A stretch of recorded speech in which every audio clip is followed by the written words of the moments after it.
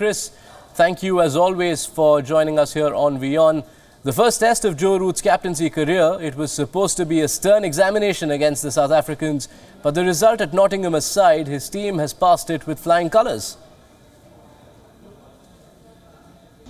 Yeah, they have at the end of the series. It was quite funny watching him after that post-match in that first test, and it looked as though he thought it was all a little bit too easy coming in, obviously getting that brilliant 190 himself and having such a huge victory. I think they won by 211 runs. And I remember watching the post-match, he seemed, quite confident, and it was almost as if to say, this test cricket's just too easy.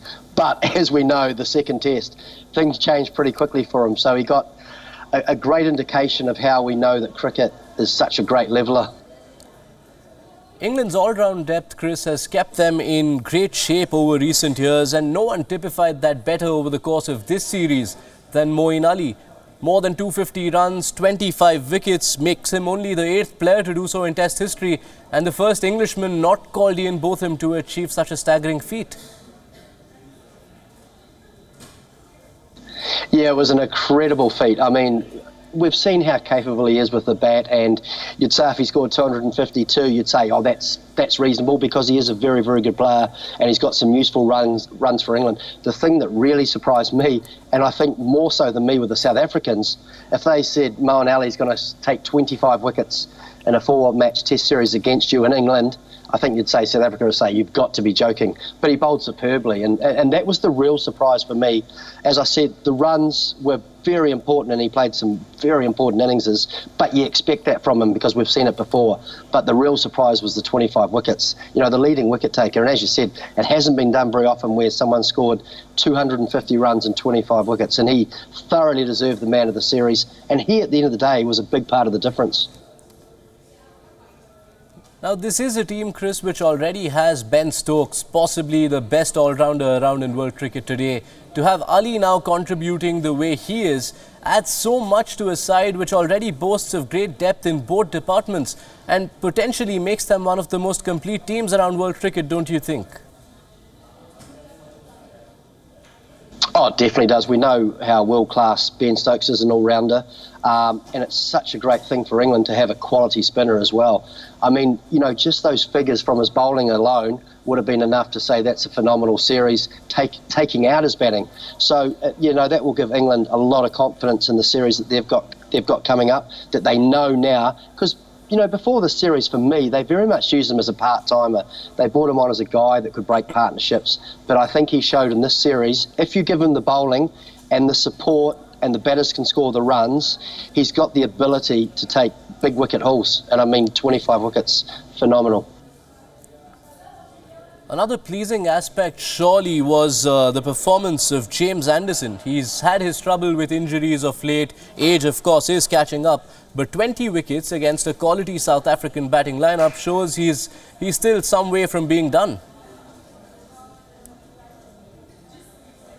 Yeah, exactly. And in some ways, he really helped Moeen Ali as well, because he quite often got through the top order, and that was always going to be the challenge for England. He bowled superbly. He had reasonably good pace, because he obviously is getting towards the end of his career, and he swung it beautifully as well. And we know when James Anderson is at his best, and he's got the ability to swing it both ways, if he gets it in the right corridor, he will challenge the best in the world. And I think he was a big reason that Ali had so much success as well, because he got through that top order and allowed Ali to bowl to the middle and lower order. And those two, 45 wickets in the Test series, they were the huge difference in this series for my mind. What about South Africa, Chris? I'd like to have a word on them as well. This has been a team which has consistently been around the top level of Test cricket for the last decade or so, but one senses a transitional stumbling which really isn't aided by recurring fitness concerns to key performers. Yeah, well, I mean, when you look at losing players like AB de Villiers and players like that, obviously they are huge shoes to fill, and you can't replace those guys very, very quickly, because we know how a world-class player he is. But what that then means is that the real senior players have to step up, take that responsibility, and take the sort of batting side on their shoulders. Now, Amla will be disappointed, but, you know, he scored 329 runs. So if he had a bit of support, you know, that's a reasonable series in itself, averaged in the 40s. Yeah, you know, Fluff du Plessis had to stand up. I think he scored under 200. De Kock was under 200 at 185. Dean Elgar, I thought, played very well. He had a pretty good series, but there just wasn't the support from the senior players, and that was the difference. If you add up the top 5 best English batsmen, I think they scored 1,610 runs in the series, as opposed to South Africa's, I think it was 1,239 when you take the top 5. You know, that's 400 runs difference, and that is a massive difference. South Africa's next big assignment in Tests, Chris, is a home series against India at the start of 2018. Now, that isn't a place where India have typically covered themselves in glory, but given the form they're in, surely at the moment, Virat Kohli's side is smelling blood and potentially history.